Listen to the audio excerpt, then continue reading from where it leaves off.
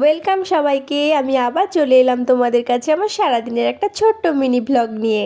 সকাল সকাল ঘুম থেকে উঠে পড়লাম। সকাল সকাল বলতে ওই 9টা 9:30টাই বলতে পারো। আমি তো আর তাড়াতাড়ি ঘুম থেকে উঠি না।